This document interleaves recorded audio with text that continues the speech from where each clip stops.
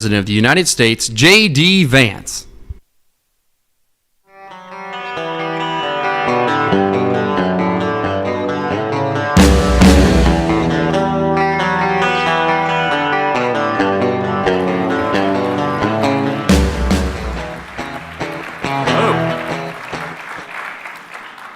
Good to see everybody. How are we doing? Good, good. Well, it's an amazing privilege to be here in Jaipur. I'm thrilled to address the Ananta Center's India-U.S. Forum, and I'm thrilled to have you all here with me. Thanks to all of you, the business leaders, decision makers, and of course the students for being here. And thanks to our great team at the U.S. Embassy for everything that you guys do for our country. In the United States, we're proud of the deep connection between our nations, between India and the United States. Prime Minister Modi, as most of you probably know, was one of the first visitors welcomed into the Oval Office during President Trump's second term. And like President Trump, the Prime Minister inspires remarkable loyalty because of the strength of his belief in his people and in his country. Now, we're so grateful for Prime Minister Modi's hospitality as well as the reception that he and everyone else in this country have given us on this first trip for me to India. This is my first time visiting the birthplace of my wife's parents, and she's, of course, in the front row there. There you are, Usha. Thank you. She's a bit of a celebrity, it turns out, in India, I think more so than her husband. But I haven't been here long, but already I've been fortunate enough to visit the Akshardham Temple. Did I pronounce that right, honey? I did okay? All right. With my family this morning, as a matter of fact. And last night, Prime Minister Modi welcomed me, Usha, and our 3 small children at his beautiful home. I've been amazed by the ancient beauty of the architecture of India, by the richness of India's history and traditions, but also by India's laser-like focus on the future. And those things, I think this appreciation for history and tradition and this focus on the future is very much something that I think animates this country in 2025. Now, in other countries I've visited, it sometimes feels like there's a flatness, a saneness, a desire to just be like everyone else in the world. But it's different here. There's a vitality to India, a sense of infinite possibility, of new homes to be built, new skylines to be raised, and lives to be enriched.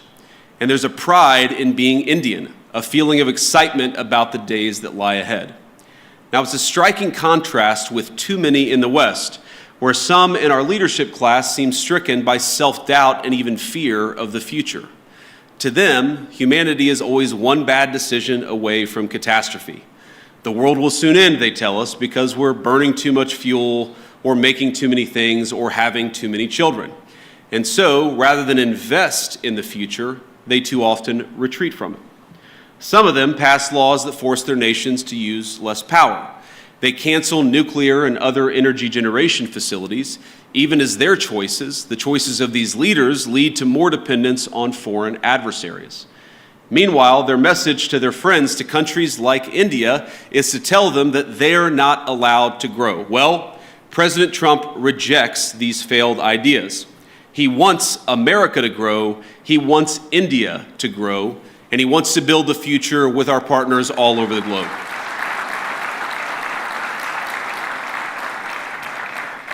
And when I look at this audience, or when I visit this incredible country over these last couple of days, I see a people that will not be held back. Now, the most profound responsibility I believe that all of us have is not to ourselves, but to the next generation, to make sure we leave them with a better society than the one that our parents and our grandparents gave us. And this is the world that America seeks to create with you.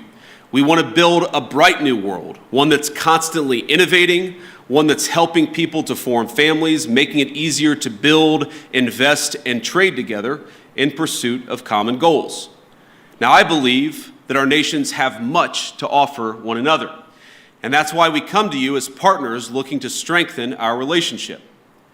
Now, we're not here to preach that you do things any one particular way. Too often in the past, Washington approached Prime Minister Modi with an attitude of preachiness, or even one of condescension. Prior administrations saw India as a source of low-cost labor on the one hand, even as they criticized the Prime Minister's government, arguably the most popular in the democratic world, and as I told Prime Minister Modi last night, he's got approval ratings that would make me jealous. But it wasn't just India. This attitude captured too much of our economic relationship with the rest of the world. So we shipped countless jobs overseas, and with them, our capacity to make things, from furniture, appliances, and even weapons of war. We traded hard power for soft power, because with economic integration, we were told, would also come peace through sameness. Over time, we'd all assume the same sort of bland, secular, universal values, no matter where you lived. The world was flat after all. That was the thesis, and that was what they told us. And when that thesis proved false, or at least incomplete, leaders in the West took it upon themselves to flatten it by any means necessary. But many people across the world, and I think your country counts among them, they did not want to be flattened. Many were proud of where they came from, their way of life, the kind of jobs they worked, and the kind of jobs their parents worked before them. And that very much includes people in my own country, the United States of America. Now, some of you are aware of my own background. I actually didn't plan to talk about my background at all until last night at dinner while my children mostly behaved. We gave them an A- for behavior with the Prime Minister. The Prime Minister said, I have one request. I want you to talk a little bit about your background. And so I wanted to do that. For those of you who don't know anything about me, I wanted to talk about it. I come from, and I'm biased, the greatest state in the Union, the state of Ohio, a longtime manufacturing powerhouse in the United States of America. My home specifically is a place called Middletown. Now, it's not a massive city by any means. It's not Jaipur, but it's a decent-sized town and a place where people make things, which has been a point of pride in Middletown for generations. It's filled with families like my own, some of whom called us hillbillies, Americans who came down from the surrounding hills and mountains of West Virginia, Tennessee, and Kentucky to cities like Middletown in pursuit of the manufacturing jobs that were creating widespread prosperity for families all across America. They came to Middletown in search of what we call back home the American dream. In Middletown, my parents raised me. My grandparents raised me. They taught us to work hard, they taught me to study hard, and they taught me to love God and my country and always be good to your own. My granddad, who I called Papaw growing up, he typified that. Late into life, he worked as a steelmaker at the local mill, and I know India has a lot of those. Papaw's job gave him a good wage, stable hours, and a generous pension. All that allowed him to support not just him and my grandmother, but his own daughter and grandkids with him. Now, by the time I came around, money was awfully tight, but he worked hard to make a good living for all of us. Now, I know Papaw and Mama were grateful for the way of life their country made possible.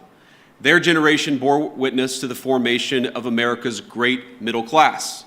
And by creating an economy centered around production, around workers who build things, and around the value of their labor, our nation's leaders then transformed their country and made thousands of little Middletowns possible. The government supported its labor force. We created incentives for productive industries to take root and struck good deals with international partners to sell the goods made in the United States of America. But as America settled into world historic prosperity it generated, our leaders began to take that very prosperity and what created it for granted. They forgot the importance of building, of supporting productive industry, of striking fair deals, and of supporting our workers and their families. And as time went on, we saw the consequences. In my hometown, factories left, jobs evaporated, America's middle towns ceased to be the lifeblood of our nation's economy. And the United States, as it became transformed, those very people, the working class, the background of the United States of America, were dismissed as backwards for holding on to the values their people had held dear for generations. Now, Middletown's story is my story, but it's hardly unusual in the United States of America. There are tens of millions of Americans who, over the last 20 or so years, have woken up to what's happening in our nation. But I believe they woke up well before it's too late. Now, like you, we want to appreciate our history, our culture, our religion. We want to do commerce and strike good deals with our friends. We want to found our vision of the future upon the proud recognition of our heritage rather than self-loathing and fear. I work for a president who has long understood all of this, whether through fighting those who seek to erase American history or in support of fair trade deals abroad. He has been consistent on these issues for decades. And as a result, under the Trump administration, America now has a government that has learned from the mistakes of the past. It's why President Trump cares so deeply about protecting the manufacturing economy that is the lifeblood of American prosperity and making sure America's workers have opportunities for good jobs. As we saw earlier this month, he will go to extraordinary lengths to protect and expand those opportunities for all Americans. And so today I come here with a simple message. Our administration seeks trade partners on the basis of fairness and of shared national interests. We want to build relationships with our foreign partners who respect their workers, who don't suppress their wages to boost exports, but respect the value of their labor. We want partners that are committed to working with America to build things, not just allowing themselves to become a conduit for transshipping others' goods. And finally, we want to partner with people and countries who recognize the historic nature of the moment we're in, of the need to come together and build something truly new, a system of global trade that is balanced, one that is open, and one that is stable and fair. Now, I want to be clear, America's partners need not look exactly like America, nor must our governments do everything exactly the same way. But we should have some common goals, and I believe here in India we do, in both economics and in national security. And that's why we're so excited. That's why I'm so excited to be here today. In India, America has a friend, and we seek to strengthen the warm bonds our great nations already share. Now, critics have attacked my president, President Trump, for starting a trade war in an effort to bring back the jobs of the past, but nothing could be further from the truth. He seeks to rebalance global trade so that America, with friends like India, can build a future worth having for all of our people together. And when President Trump and Prime Minister Modi announced in February that our countries aim to more than double our bilateral trade to $500 billion by the end of the decade, I know that both of them meant it. And I'm encouraged by everything our nations are doing to get us there. As many of you are aware, both of our governments are hard at work on a trade agreement built on shared priorities, like creating new jobs, building durable supply chains, and achieving prosperity for our workers. In our meeting yesterday, Prime Minister Modi and I made very good progress on all of those points.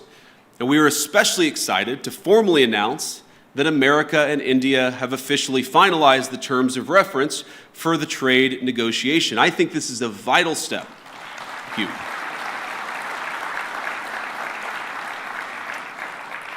And I believe this is a vital step toward realizing President Trump's and Prime Minister Modi's vision, because it sets a roadmap toward a final deal between our nations.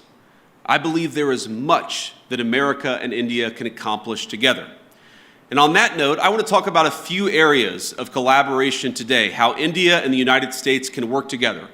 First, perhaps most importantly, to protect our nations. Second, to build great things. And finally, to innovate the cutting-edge technologies both our countries will need in the years to come. Now, on defense, our countries already enjoy a close relationship, one of the closest relationships in the world. America does more military exercises with India than we do with any other nation on earth. The U.S.-India Compact that President Trump and Prime Minister Modi announced in February will lay the foundation for even closer collaboration between our countries. From javelins to Stryker combat vehicles, our nations will co-produce many of the munitions and equipment that we'll need to deter foreign aggressors. Not because we seek war, but because we seek peace, and we believe the best path to peace is through mutual strength. And the launching the Joint Autonomous Systems Industry Alliance will enable America and India to develop the most state-of-the-art maritime systems needed for victory. It's fitting that India, this year, is hosting the Quad Leaders Summit this fall. Our interests in a free, open, peaceful, and prosperous Indo-Pacific are in full alignment. Both of us know that the region must remain safe from any hostile powers that seek to dominate it. Growing relations between our countries over the last decade are part of what led America to designate India a major defense partner, the first of that class. This designation means that India now shares with the UAE a defense and technology infrastructure and partnership with the United States on par with America's closest allies and friends. But we actually feel that India has much more to gain from its continued defense partnership with the United States, and let me sketch that out a little bit. We, of course, want to collaborate more. We want to work together more, and we want your nation to buy more of our military equipment, which, of course, we believe is the best in class. American fifth-generation F-35s, for example, would give the Indian Air Force the ability to defend your airspace and protect your people like never before. And I've met a lot of great people from the Indian Air Force just in the last couple of days. India, like America, wants to build, and that will mean that we have to produce more energy. That's more energy production and more energy consumption. And it's one of the many reasons why I think our nations have so much to gain by strengthening our energy ties.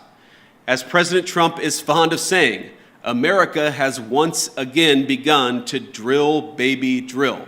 And we think that will inure to the benefit of Americans, but will also benefit India as well. Past administrations in the United States of America, I think motivated by a fear of the future, have tied our hands and restricted American investments in oil and natural gas production.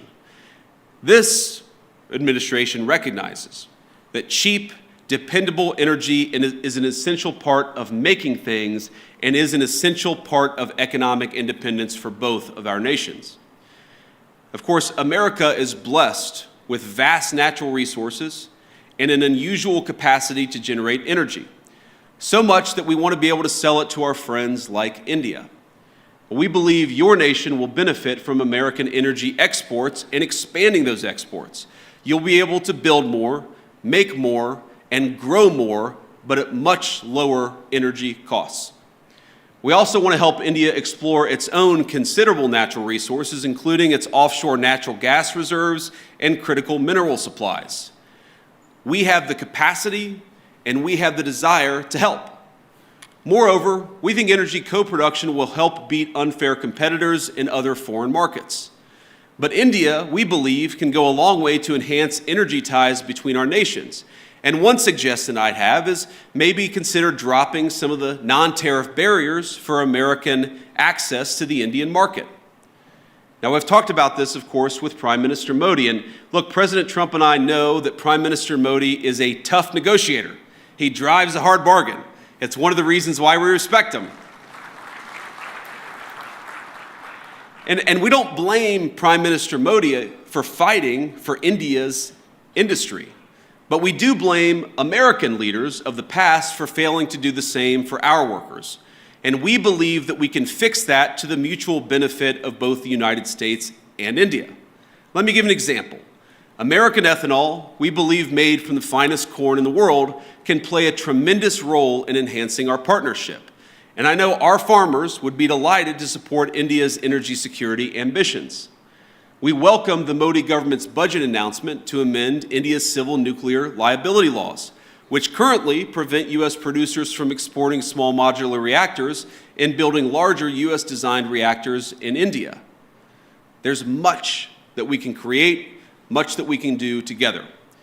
We believe that American energy can help realize India's nuclear power production goals, and this is very important, as well as its AI ambitions. Because as the United States knows well, and I know that India knows well, there is no AI future without energy security and energy dominance.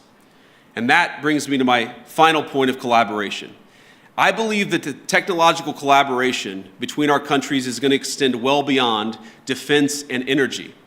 The U.S.-India Trust Initiative that President Trump and Prime Minister Modi have launched will be a cornerstone of the partnership in the future.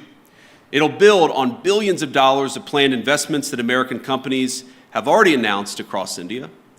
In the years to come, we're going to see data centers, pharmaceuticals, undersea cables, and countless other critical goods being developed and being built because of the American and Indian economic partnership. And I'll say it again, I think that our nations have so much to gain by investing in one another. America investing in India, and of course, India investing in the United States of America. And I know that Americans, our people, are excited about that prospect, and that President Trump and I are looking forward to stronger ties. Americans want further access to Indian markets. This is a great place to do business, and we want to give our people more access to this country. And Indians, we believe, will thrive from greater commerce from the United States. This is very much a win-win partnership. It certainly will be far into the future. And as I know this audience knows better than most, neither Americans nor Indians are alone in looking to scale up their manufacturing capacity. The competition extends well beyond cheap consumer goods and into munitions, energy, infrastructure, and all sorts of other cutting-edge technologies. I believe that if our nations fail to keep pace, the consequences for the Indo-Pacific, but really the consequences for the entire world will be quite dire. And this, again, is where India and the United States have so much to offer one another. We've got great hardware, the leading artificial intelligence hardware in the world. You have one of the most exciting startup technology infrastructures anywhere in the world. There's a lot to be gained by working together. And this is why President Trump and I both welcome India's leadership in a number of diplomatic organizations, but of course in the Quad. We believe a stronger India means greater economic prosperity, but also greater stability across the Indo-Pacific, which is of course a shared goal for all of us in this room, and is a shared goal for both of our countries.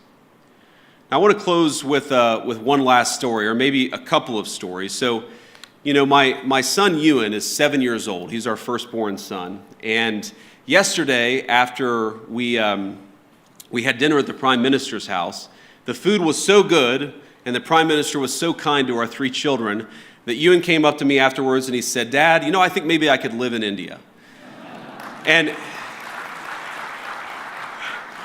But I think after about 90 minutes in the Jaipur sun today at the Great Palace, he suggested that maybe we should move to England. So you take the good with the bad here. But I want to talk about Prime Minister Modi because I think he's a special person. I first met Prime Minister Modi at the AI Action Summit in February, and we had a lot of important discussions on AI and other policies to prepare for. The Prime Minister also managed to figure out that my son Vivek was actually turning 5 years old on the trip. This was in Paris just a couple of months ago. So think about this. Amid a huge international policy conference, he took the time to stop by where I was staying, wish our second son, Vivek, a happy birthday, and even bring him a gift. Ush and I were both genuinely touched by his graciousness, and we've been even more impressed by his warmth since we arrived in India. Now, it's interesting. Some of you may know that when you're a politician, your kids spend almost as much time in the limelight as you do, and the great things about kids is they are brutally honest. They're brutally honest with everybody, whether you want them to be or not. And our 7-year-old, our 5-year-old, and then our 3-year-old baby girl, Mirabelle, it's interesting. They've only really attached themselves to, they've only really liked, I should say, they've only really built a rapport with two world leaders. The first, of course, is President Trump. He just has a certain energy about him. But Prime Minister Modi, it's the exact same thing. Our kids just like him. And I think that because kids are such good, strong of characters, I just like Prime Minister Modi too. And I think it's a great foundation for the future of our relationship. I could tell when Prime Minister Modi came over a couple of months ago, and I believe today that he is a serious leader who has thought deeply about India's future prosperity and security, not just for the rest of his time in office, but over the next century. And I want to end by making a simple, overarching point. We are now officially 1/4 into the 21st century, 25 years in, 75 years to go. And I really believe that the future of the 21st century is going to be determined by the strength of the United States-India partnership. I believe, thank you. I believe that if India and the United States work together successfully, we are going to see a 21st century that is prosperous and peaceful. But I also believe that if we fail to work together successfully, the 21st century could be a very dark time for all of humanity. So I want to say, it's clear to me, as it is to most observers, that President Trump, of course, intends to rebalance America's economic relationship with the rest of the world. That's going to fundamentally will cause profound changes within our borders in the United States, but of course with other countries as well. But I believe that this rebalancing is going to produce great benefits for American workers. It's going to produce great benefits for the people of India. And because our partnership is so important to the future of the world, I believe President Trump's efforts, joined, of course, by the whole country of India and Prime Minister Modi, will make the 21st century the best century in human history. Let's do it together. God bless you, and thank you for having me.